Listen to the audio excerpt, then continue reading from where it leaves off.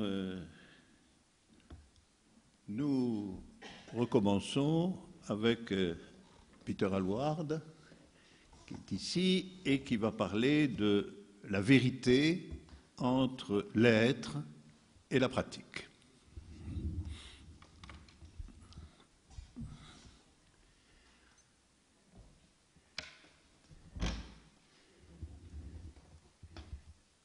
Sur la toute première page de ce nouveau tome d'Alain Badiou, on trouve une petite phrase qui me paraissait révélatrice.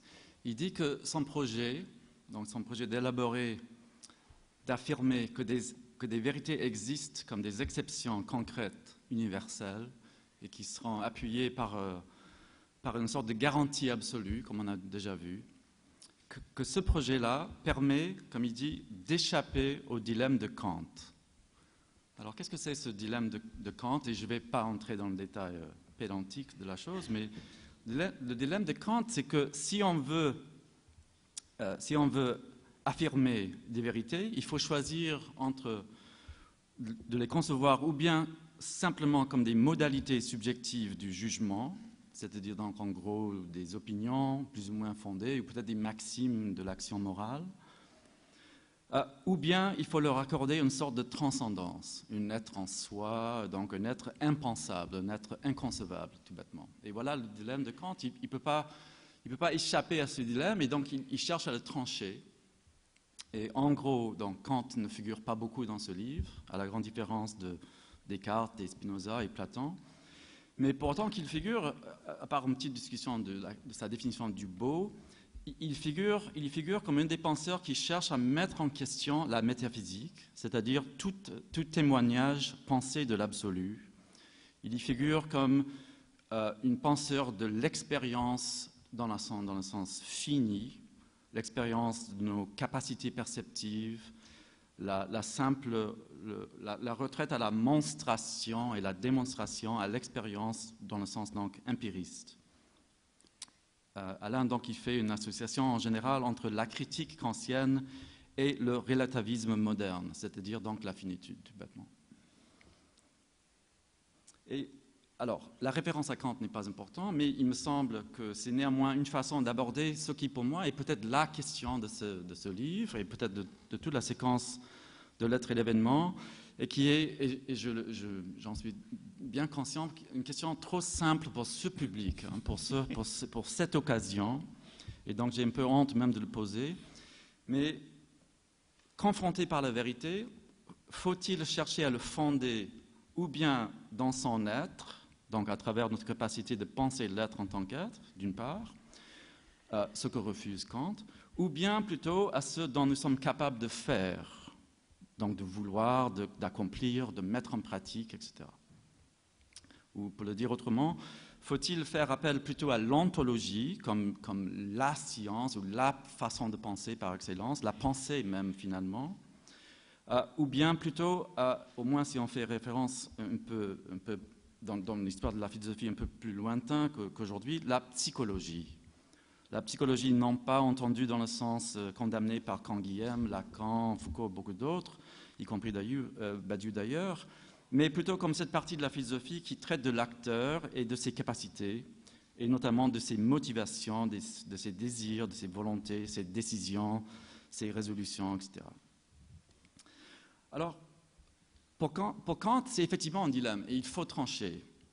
Et il tranche d'une manière aussi nette qu'on puisse imaginer avec le tournant critique de son projet. Il dit en gros, on est capable d'agir dans le vrai, si on peut dire ça, de l'action morale, pour autant que l'action morale traite tout individu, toute personne comme fin en soi, de la même manière que tout autre être rationnel, etc.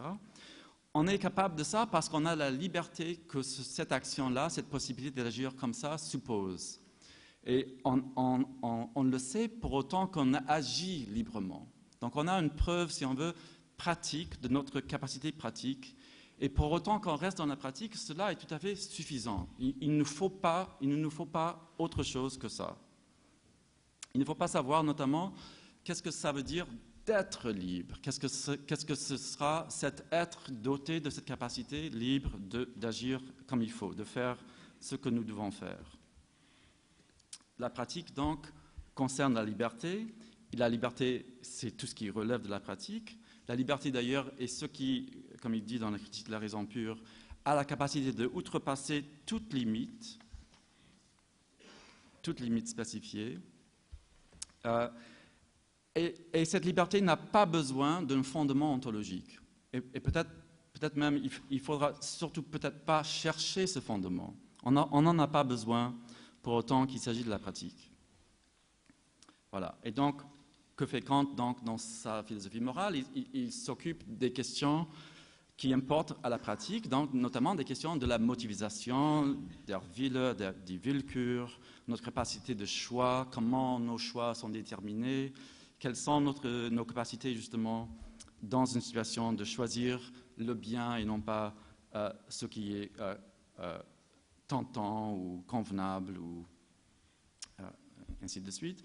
Et donc, comment nous sommes capables justement de faire le bien sans le moindre compromis, sans la moindre concession aux circonstances. De faire le bien donc dans un sens qui est effectivement absolu, pour autant qu'on pense l'absolu dans la dimension pratique de la chose. Alors, que fait Alain Badiou dans ce nouveau livre?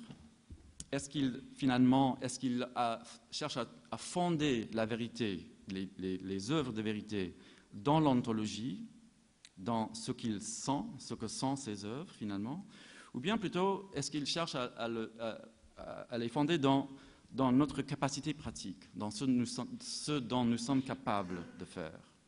Et on pourrait penser d'abord qu'il fait nettement qu'il tranche pour l'être, et que tout le côté qui est quand même frappant, le côté le plus frappant de ce livre, qui cherche à démontrer la dimension absolue de la vérité, est un projet ontologique. Et il s'agit là, donc, et il revient à ce point à maintes reprises, de démontrer, je cite, la permanence irréfutable de son être vrai, l'être vrai des vérités. Et c'est pour autant qu'on peut démontrer cela, qu'on peut échapper définitivement, de manière irréfutable, au recouvrement, à la finitude, donc à toute cette idéologie de l'oppression qui va avec. Et alors dans la recherche ontologique d'un cardinal complet et de toutes les implications qu'une telle existence comporte, il y a la recherche donc d'une sorte de garantie absolue ou d'une réfutation définitive fondée dans l'ontologie de l'être de la chose, de la finitude et donc de l'oppression et de l'injustice, etc. Et donc du scepticisme, du relativisme et tout ce qui va avec. Et donc il dirait, je cite des phrases qui sont dont on a déjà parlé un petit peu aujourd'hui, il cherche à démontrer comment une vérité peut prétendre à une forme d'absoluité, c'est-à-dire recevoir en quelque sorte une empreinte d'absoluté, une touchée de l'absolu, ce qu'il nommera aussi l'index de l'œuvre, j'y reviendrai un petit peu. Comment une vérité donc peut être illuminée d'un éclair de certitude qui, même si c'est passagère, est définitive et irréfutable. Et comment alors on pourrait montrer comment monte absolument à la surface de l'apparaître l'être en personne, et ainsi de suite. Donc, ce qui compte finalement, c'est la démonstration de comment une vérité, dans chaque fois, reçoit l'empreinte ou le sceau de l'absoluité. Et ce sceau de l'absoluité, cette dimension directe, d'expression directe de l'absolu, est ce qui finalement, je cite encore, distinguera la vérité absolument de toute opinion dans les situations effectives, et donc de tout déchet et de tout travail de recouvrement. Alain signale qu'il dit que, je cite encore, « Pour moi, un grand philosophe se reconnaît à ceci qu'il entend sauver, je dirais même sauver à tout prix, le concept de vérité. » Et il est évident que dans ce nouveau livre, Alain entend sauver la vérité à ce prix-là, au prix de se rabattre sur l'absolu, et il est tout à fait prêt à accepter ce prix avec tous les risques que cela implique, notamment des risques avec l'analogie religieuse qui est tout à fait frappante et explicite partout dans le livre. Et pour autant que c'est comme ça, je crois qu'on pourrait peut-être tracer une sorte d'évolution dans l'idée de la confiance chez Alain Badiou, qui est, à mon sens, une des idées essentielles et qui est plus importante, par exemple, que l'idée de la fidélité qui dans l'être d'événement, qui présuppose une certaine idée de la confiance. Pour être fidèle, il faut être déjà confiant. Et je dis ça de façon très sommaire. Dans les années rouges, les années 1970, toujours dans la théorie de sujet de 82, il y avait une certaine confiance dans les masses comme un acteur historique. Les masses comme ceux qui font l'histoire, même si c'est une action éphémère, mais une action qui peut être structurée et formée par le travail du parti. Et donc la formule à l'époque, c'était avoir confiance dans les masses et avoir confiance dans le parti autant que c'est l'organisation qui donne forme à l'action des masses sans l'étatiser de nouveau, sans le rabattre sur une nouvelle forme bureaucratique ou étatique. Mais c'était une confiance qui était portée toujours par un mouvement historique, un mouvement orienté vers la victoire politique. Et dans ce sens-là, en continuation toujours avec la révolution culturelle, qui elle-même était en continuation avec la révolution russe, elle-même en continuation avec la Commune de Paris, et ainsi de suite. Donc il y avait toujours une trajectoire historico-politique qui portait la confiance à cette époque-là. Après une certaine défaite historique de ce programme-là, de ce projet-là, Alain évite le renégat, la rénégation qui définissait à l'époque le parcours de beaucoup de ses camarades, en réorientant, en replaçant la confiance dans la confiance elle-même, dans la confiance pratique, dans quelque sorte. C'est un peu ça l'enjeu, pour moi en tout cas, de l'être et l'événement. Il s'agit là d'avoir confiance dans notre capacité d'affirmer un événement et les conséquences d'un événement, sans être obligé de faire référence à un certain mouvement ou un momentum historique. La confiance pratique suffisait à quelque sorte, et ça suffisait notamment par rapport à sa fondation ontologique. N'oublions pas que l'événement, c'est ce qui n'est pas de l'ordre de l'être en tant qu'être. Les conséquences d'une vérité, s'il s'appuie sur quelque chose, il s'appuie sur l'inconsistance ontologique, c'est-à-dire l'inconsistance multiple, ou la formule qu'il reprend dans plusieurs variantes, sur les inconsistances s'appuyer. Et donc, il n'y a pas de garantie ontologique absolue dans l'être événement, en tout cas, il ne me semble pas. Et donc, on pourrait peut-être penser qu'avec l'immanence des vérités, il y a eu une sorte de crise de confiance, ou peut-être même une crise de foi, et donc la recherche d'une garantie dans l'ontologie même qui est absente dans l'être d'événement. Justement, donc, dans la démonstration que le mouvement de la théorie des ensembles mène vers l'absolu en tant que tel, même si ça ne l'atteint jamais d'une manière définitive. Et donc, on trouvera de cette manière-là une sorte de garantie de l'absolu qui pourrait soutenir la confiance pratique. C'est peut-être une façon de lire le bouquin. Et dans ce sens-là, ce serait effectivement une approche inverse de Kant. Kant qui se libérait de toute garantie ontologique pour affirmer la suffisance pratique de notre liberté, Alain cherche plutôt à démontrer qu'il y a une sorte de fondation ontologique pour ça.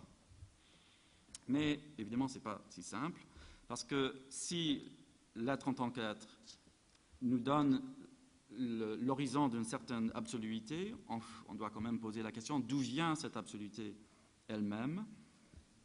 Ou bien, si on approche de l'absolu par la pensée mathématique, comment est-ce qu'on le fait finalement? Et on le fait évidemment pour autant qu'on affirme l'existence d'un cardinal complet, par exemple, et les autres cardinalités qu'on peut construire à partir de celle-là. Donc l'être de l'infini, il insiste tout autant là-dessus, est littéralement un être affirmé. En définitive, Alain affirme l'affirmation au-delà de toute démonstration ou de monstration. Comme il dit, par exemple, pour conclure un petit dialogue avec le sceptique finitiste à la fin du chapitre 14, il dit « Entre ce qui est et ce qu'on peut montrer, il y a une sérieuse différence. Montrer l'infini, difficile. Le penser, le pratiquer, le subjectiver, le créer, oui, 100 fois, oui. abat la finitude de la monstration. D'ailleurs, Kant ne serait peut-être pas en désaccord avec ça. Et donc, cette insistance sur la nécessité de choisir, le primat du choix, un peu comme Frank Uda a indiqué aussi, la nécessité de choisir son côté apparaît de manière précise dans le chapitre 10, un choix crucial entre Gödel et Cohen, entre constructible et générique, tout comme dans L'être et l'événement. Mais c'est partout dans le livre aussi. Il faut choisir sur tous les plans. Il faut choisir la vie, non pas la mort. Il faut choisir de s'engager dans la révolution et non pas de se retirer vers le conservatisme. Il faut oser, il faut choisir l'infini et non pas le fini. Donc, tout le livre est comme une immense exhortation à la confiance. Ayez la confiance de commencer et la fortitude de continuer. Et je crois que des trois volumes de L'être et l'événement, c'est ce troisième qui est le plus intensément exhortatif. Et c'est pour ça d'ailleurs, ça a été indiqué un petit peu plus dans la présentation de François Nicolas, le rapport entre la philosophie et ses conditions est ici beaucoup plus tordu, il me semble. Le philosophe, la philosophie ont un rôle plus ouvertement prescriptif, exhortatif qu'auparavant. Et donc voilà peut-être la différence véritable avec Kant. Kant voit un dilemme, il tranche, il choisit la pratique et non pas l'être. Pour Badiou, justement, il refuse le dilemme et il choisit les deux. Donc il y a un fondement à la fois ontologique et psychologique. Et finalement, c'est la même chose, parce que l'ontologie est subjectivée jusque dans ses fondations et dans ses conséquences ultimes.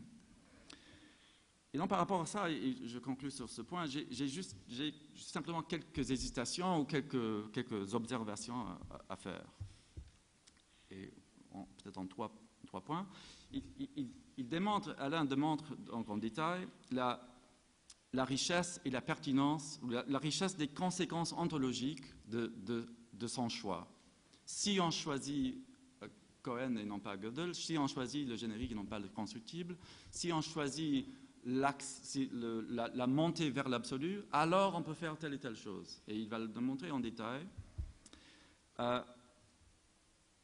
Ce qu'il ne démontre pas autant, ou pas d'une manière aussi évidente, c'est la pertinence de cette richesse, de ce ciel de l'infini, si on veut, aux autres domaines de la vérité. Il fait souvent le lien, mais c'est un lien plutôt analogique ou métaphorique, si on veut, entre les deux, ou un lien de juxtaposition. Il démontre ce qu'on peut faire dans l'ordre de la mathématique, et il fait donc une comparaison ou une sorte d'analogie avec ce que fait Marx dans le Capital, ou ce qu'a fait Lénine ou Mao dans leur situation. Mais puisque moi, étant sans doute trop empiriste ou je ne sais pas quoi, sceptique sans doute par rapport à certaines de ces implications, j'aimerais un peu plus de démonstration de la pertinence de ça, notamment par exemple dans le travail politique ou dans le travail mondain tout bêtement. Et Alain, il est quand même bien habitué à ce genre d'objection. Il traite rapidement un petit peu avec ce qu'il appelle ici une placidité cartésienne. Il dit de manière assez rapide, je cite, « Puisqu'il existe une pensée rationnelle et ramifiée de l'infini, il est dépourvu de sens de soutenir la thèse de finitude. » Et donc, encore une fois, si on peut penser des mathématiques, c'est comme si on réfute la finitude dans les autres domaines, y compris politique, amoureuse, etc. Où il dirait, par exemple, Cantor réfute la transcendance religieuse et le scepticisme moderne par le simple fait qu'il a pensé le transfini. Mais ce n'est pas aussi simple quand même, on sait bien, même pour Cantor lui-même, comme Alain sait très bien, cette pensée mathématique du transfini ne réfute aucunement, en fait, l'aspect religieux de sa pensée, et de ses doutes et de ses obsessions, etc. Donc, et Badiou, il ajoute sur ce point qu'on peut dire aussi, il pense que c'est évident, il dit, en gros, on a raison de dire que la théorie des grands cardinaux est certainement aussi réelle, sinon plus, que le Big Bang de l'univers et le réchauffement climatique. Et là, c'est un peu la fin de l'argument, plus ou moins, sur ce point. Donc, moi, j'aimerais alors un peu plus d'une sorte de médiation entre la pertinence du travail mathématique à ses conséquences dans les autres ordres de la vérité. Et notamment, j'aimerais un peu plus de développement de l'aspect psychologique de la chose, si on veut. Il y a ici une élaboration extraordinaire des conséquences ontologiques de tel ou tel choix, mais beaucoup moins d'analyse de ce que c'est de choisir, en fait, de ce que c'est d'arriver à ce choix, d'avoir la confiance de le faire et de le soutenir. Ce qu'on a, en fait, finalement, c'est plutôt l'exhortation simple à le faire et à le continuer dans le faire. Et on le voit, et je termine un peu sur ce point, où si on veut, l'ontologie est bien développée, mais la psychologie un peu moins, je dirais. Et on le voit, par exemple, je n'ai pas le temps d'entrer dans le détail, mais dans l'idée que l'index de l'absoluité d'une œuvre politique, et l'index, je vous rappelle, c'est ce qui fait preuve un petit peu, ou qui démontre l'absoluité d'une œuvre en vérité, ce sera le nom propre de certains acteurs éminents d'une telle ou telle séquence. Donc, par exemple, Robespierre, Toussaint Louverture, Lénine, Mao. Et bon, c'est un point que j'aimerais bien discuter un peu dans le détail, parce qu'on peut, et déjà il anticipe un peu ces objections, mais on peut quand même poser plusieurs questions, ou se poser plusieurs questions. D'abord, pourquoi les noms propres des individus, et non pas, par exemple, des sans-culottes, les Jacobins, les armées révolutionnaires d'Haïti, les bolcheviques? Pourquoi les noms propres de certains acteurs? Parce que tout de suite, si on choisit, et moi je veux bien choisir Robespierre à plein d'égards, mais si on choisit Robespierre, on ne choisit pas peut-être Marat, certainement pas Hébert ou Desmoulins ou Danton. Il y a d'autres individus et ça c'est un point. Pourquoi choisir un individu et non pas une organisation ou un nom collectif comme Sans-Culottes par exemple? Et pourquoi insister sur le nom et non pas sur ce qu'a, dans le détail, en tout cas ce qu'a fait ou agi ou a voulu faire tel ou tel acteur? Et dans ce cas, par exemple, pour montrer que Robespierre, par exemple, c'est l'index de l'absoluité, donc de l'infini, de l'aspect irréfutablement infini d'une telle ou telle séquence, je crois qu'il faudra regarder de près ce qu'a fait Robespierre, notamment dans le moment où il y a eu une crise de confiance dans le projet révolutionnaire, quand la révolution s'est glacée, comme disait Saint-Just. Qu'est-ce qu'a fait Robespierre lui-même dans ces mois un peu fatals du printemps de 1994 pour que la révolution puisse continuer et devenir donc, ou se soutenir comme un projet éternel? Est-ce qu'il a vraiment aidé à ça ou pas? Et il me semble que pour démontrer que ce nom, Robespierre, suffit comme index de l'absoluité de la révolution, il faudra au moins traiter la question, entrer un peu dans le détail. Évidemment, on ne peut pas tout faire, même dans ce bouquin de 700 pages, mais j'aimerais bien qu'on peut-être on le fasse une autre fois. Merci.